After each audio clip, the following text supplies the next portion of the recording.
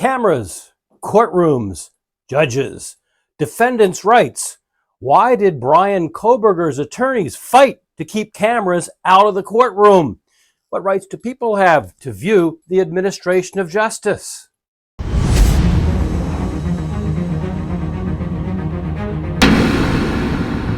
Hi, I'm Lainey Law. And I'm attorney Andrew Myers. Today, we're here with Doug Cope discussing on whether or not cameras and media should be allowed into the courtroom. It's the sensationalist sort of spectacle that is concerning. When Brian Kohberger was taken from your favorite state, Pennsylvania, to Idaho, and they found a court-appointed defense attorney to come down to the courtroom and defend him. There's a camera in the back of the courtroom, just a fixed camera taking pictures of the whole room. And in all the pretrial machinations so far, there have been, this one camera taking a view of the whole courtroom. The media, interestingly, has filed a motion to intervene, which is very unusual in a criminal case. Usually a criminal case is the state versus the defendant. I didn't mean to point at you, Doug, but it's usually the state versus the defendant, and those are the only two parties. So the media got together and hired an attorney, and she filed a motion to intervene for the sole purpose of requesting that cameras be allowed in the courtroom. And the judge is his name. Judge didn't show his cards, but he seems to be leaning against it. And he said he cited a 30-year-old case, O.J. Simpson, which he said that turned into a circus. Mm-hmm. Now, it did turn into a circus, but in my opinion, that wasn't my gloves. Camera. Well, yeah, but in my opinion, if it turned into a circus, it was not due to the cameras; it was due to the attorneys, and the judge Lancito didn't really control the attorneys. So I don't know. How do you guys feel about having cameras? So there's been a camera in all the pretrial proceedings, but there's a motion on the table and the defense doesn't want it and the prosecution really doesn't want it. And the judge seems to be leaning towards banning the cameras. We don't know. If there were cameras in all the pretrial proceedings, I don't see why there wouldn't be cameras in the actual trial. And of course, cameras have been allowed in Massachusetts courtrooms for years, and New Hampshire even has better access for cameras in courtrooms. But the federal courts still do not allow cameras in the courtroom. You have a federal case. Federal courts will not allow cameras in the courtroom. Right. And this, I guess in Idaho, they spent the hour for the hearing, which I watched, discussing the innards of their law, of their court rules and their ethical rules and their statutes. And they spent an awful lot of time talking about their rules and their statutes. I would have wished that they would have, talked to the judges that prevailed over these huge trials recently, like Alexander Murdoch and Letitia Stock and some of these other Johnny big Johnny Depp. I would have liked it if the judge would have talked to some of those judges to see, gee, what do you think about it? Did it really cause a problem? I think in today's atmosphere of, everything being accessible all the time, I think ultimately there will be cameras in federal courtrooms as well. So I think it's a matter of time. But, I'm kind of on a similar. I'm at a weird point because I think that there should be cameras in the courtroom, and I think the whole thing should be recorded, and I think it should be public domain. I don't think that the media should be allowed to come in and bring their own cameras. I think that everybody should have access to the same footage of the courtroom. Because I think it is in the public's best interest to be able to kind of see what is happening in the court case at the end of the day.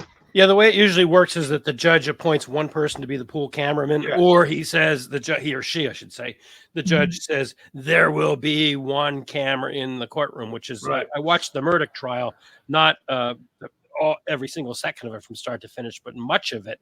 And then I caught up at night, and there was one camera. There was one camera in the courtroom. And it was actually, now that I think of it, there were two cameras, but it was my point is that it was a pool. It was a pool. Yes. There were only, ABC, CBS, NBC. What are the other alphabet letters that I'm forgetting? CNN, Fox, all. That is the usual arrangement in Massachusetts as well. There's one pool camera that's allowed. Now, there's actually at the Essex County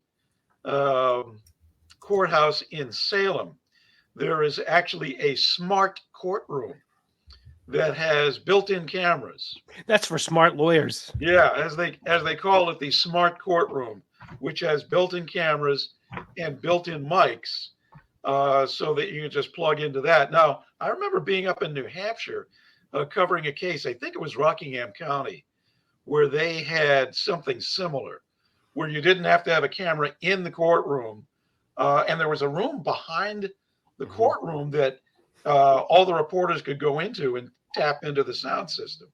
And that's the way that I think that's what's going to happen as courthouses are built. That Rockingham County courthouse, it's a relatively recent courthouse. It was built in 97 or 98, which from my viewpoint, that's relatively recent. Well, it is. Yeah. You know, it is. so, I mean, have you been in the what is it, the old courthouse in Lowell, I think it is? Oh, I've tried cases in that courthouse. Thing You know, is they built a new courthouse in Lowell now. Yeah. Now, are you talking about the old Superior Court in Lowell? The or old the Superior old Court. District Court in Lowell? Yes, Yeah. yes. Yeah. Yes, I've been in That's that courthouse. ancient. Of course, Brockton, I've been in a lot of these courtrooms, and there are a lot of courthouses that are very, very old, but there are a lot of them that are newer. In Taunton, my goodness, the old Taunton Superior Court had one courtroom upstairs, and it had a gigantic chandelier hanging from the ceiling. I remember that. Yeah. For that one courtroom, and it's like, who designed this? What if it fell? Yeah. What if the chain broke? But of course, they replaced all the bulbs in it with LEDs, so it's okay. Ah! I hope somebody inspects the chain that holds it up. Now, is it Fall River or Brockton where Lizzie Borden was tried? That's an old. That would have been Fall River. Yeah, the old Fall River. Now there is a new Fall River Superior Courthouse, because I covered the Aaron Hernandez trial there. Oh, right. Yeah. And actually, there's an interesting facet to that kind of fits in with what we're talking about right now. There were cameras. It was a pool situation, obviously, in that courthouse for the Aaron Hernandez case. And there was a room downstairs where all the reporters could be, because they only allowed a certain number in the courtroom. But at one point, the judge, and I don't remember her name, it was a woman. She was very strict. But the judge also forbade the media to take any pictures of the jury outside of the courthouse. Yeah. And That's there was common. there was a case where a Channel 7 photographer had been ordered by his boss to take some pictures of a couple of the jurors who were going to their cars in a parking lot like 2 blocks away. Yeah. And that photographer, I remember the photographer was ordered into the courtroom, and there was a hearing about it. And I remember that. Yeah, that was kind of strange. No, now that you mentioned that, I do recall that, and it's that's common though, Doug. In most trials that cameras are allowed in, is that you don't want the jurors being exposed to publicity, because especially in a case like the Aaron Hernandez case, I mean, anything could have happened to those jurors, and people do tamper with jurors. Well, the big question is, I mean, they're out in, it's not in the courtroom; it's 2 blocks away outside. But still, the same thing. I mean, if you're a juror and you've just convicted someone, you're walking to your car, you're saying, oh my God, my picture is going to be on TV. And these people are, who even wants to be on a jury if you're going to be exposed to publicity and be on ABC, NBC, CBS, and all these places. So but of course, again, the question is, you're out in public, you're not in the courtroom. But still, they just served a judicial function. They just served one of the most, I would suggest, and I'm not alone here, one of the most important functions you can serve as a citizen of the United States is being a juror. I mean, this is fundamental under our Bill of Rights. You have a right to a fair trial in front of impartial jurors. And that's a bunch of words that have a lot of meaning to them. And part of that is that those jurors should be protected. I mean, so what if they were 2 blocks away from the courthouse? I mean, we lawyers are trained, even, you run into lawyers walking, to and from the courthouse. You try a case, and if they're not sequestered, which is 90% of the time, you see them in the diner, you see them in the hot dog stand line, and we're trained to, divert your eyes down if you have to say hi, how are you, but you don't talk to them, you don't interact with them. And so I don't care that they were 2 blocks away from the courthouse. I hate to say this because I used to be in that business, but the cameraman really was violating that person's rights. It's hard enough to get jurors. Everybody I know that gets a notice in the mail to be on a jury calls me, Andy, can you get me out of being on the jury duty? So they need to be ultimately, whatever video he took was not shown. So, and he basically said, well, I'm sorry, I'm doing what I was told. Yeah. And the judge basically said, don't do that anymore. And the video, whatever video he had, was not shown, wasn't confiscated, because you can't do that. Yeah. But I guess they agreed not to show it. So. Well, most of these trials, trials that I've been involved in or have viewed in person or on TV, for example, the Murdoch trial and the Letitia Stock trial and some of the other big ones that have been in the news lately, the camera is positioned in such a way, if the jury box is here, the camera is positioned in such a way that there's no way that they can even mistakenly, even by mistake, get the jurors on there to show any of the jurors in the jury box. Yes. Yeah. I think that's good. Yeah. So I guess the real question is whether this judge in Idaho is going to allow the cameras into the courtroom. And one of his reservations, and I'll ask you, Doug, since you're retired from the media, he was saying it's not so much the pool camera person that's in the room, because they're just moving the camera around. It's what all the people out there in the world do with it. The people that are commenting, the people that are making up the headlines in the tabloids, the people that are just, Okay, but I mean, can you control that at all anyway? I mean, you really can't. I mean, I don't see why you wouldn't allow cameras in the courtroom. Well, the judge's position, and I shouldn't speak for the judge because, he's a judge and I'm not, and he's got a lot of training and expertise. And I know judges take a lot of training once they're appointed. So I respect him as a judge. His position was that people take the material and spin it around.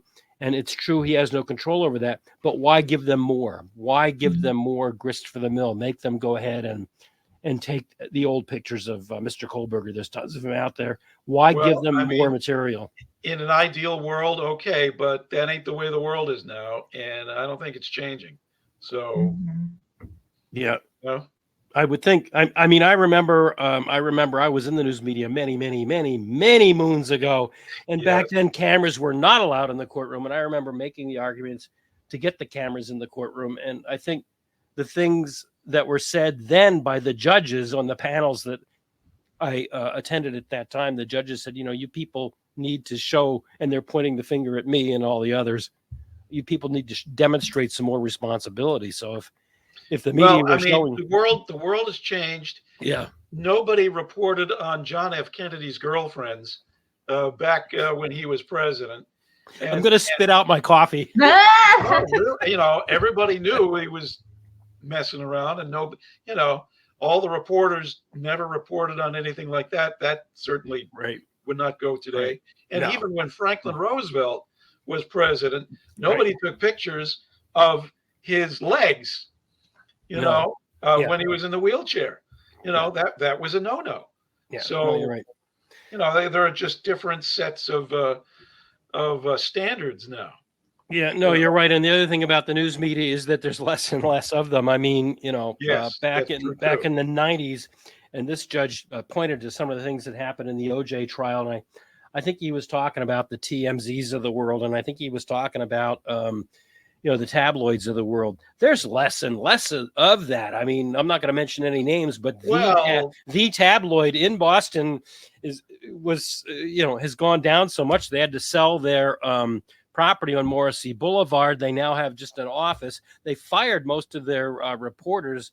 It was bought by a group. I forget the name of it, Doug. You might know, but they do community weekly newspapers. Oh, So yes, yes. The real sensationalist newspapers are kind of dwindling anyhow, aren't they? Well, here's the thing, and I'm sure you'll agree. Yes, there are fewer and fewer what I would call bona fide trained reporters. Yeah. And there are more and more people who call themselves reporters because of these.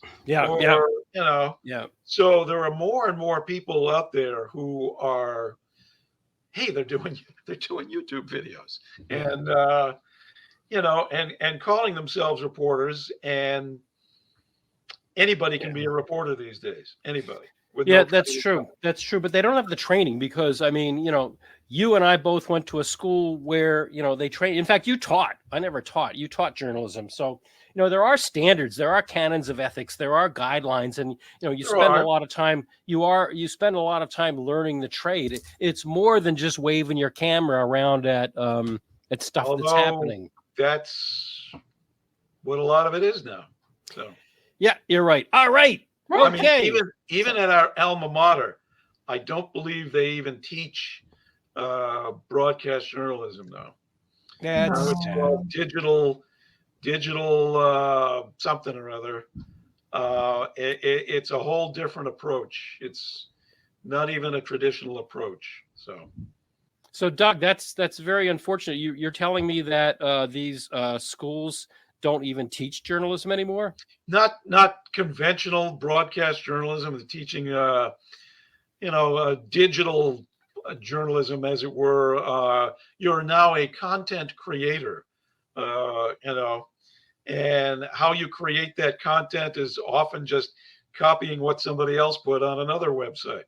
Yeah, that's troubling because the people that really do know how to work a story, work a source, get a second source to confirm it, that's gone. That just doesn't happen anymore. When I started out, I was covering the Portsmouth City Council and the Portsmouth School Committee, every week. I don't think a lot of kids coming out of college these days want to spend their time doing that. No, it's unfortunate. All right. Any closing thoughts on this subject, Lainey? I mean, I think that the public has a right to know what's going on in the courtrooms, and I agree to certain levels that, it can grow to be inappropriate, but I think that, there is a responsibility on the media to control it. I think it's hard. It's a really nuanced topic because, at the end of the day, you want the public to know, but at the end of the day, the media is going to do its job in trying to sensationalize things.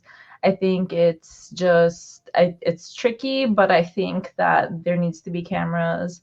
But at the same time, that Johnny Depp and Amber Heard situation, it's you see so much of how it can kind of spiral out of control and impact everybody who's involved's life. So hard, but I do believe in the cameras.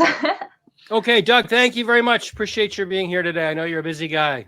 Okay. Yes. Thank you, guys. And be sure to like, comment, and subscribe to this channel.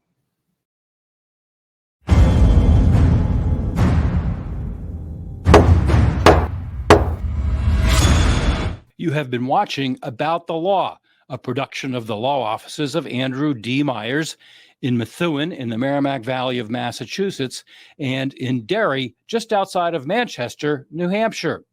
Remember to click the like and subscribe buttons down below. And if you enjoyed this video, be sure to share it with your friends and others. If you'd like to talk to me about an injury case, a car accident, a slip and fall, a serious bodily injury case, or some other case, please feel free to contact me. I'd love to talk to you.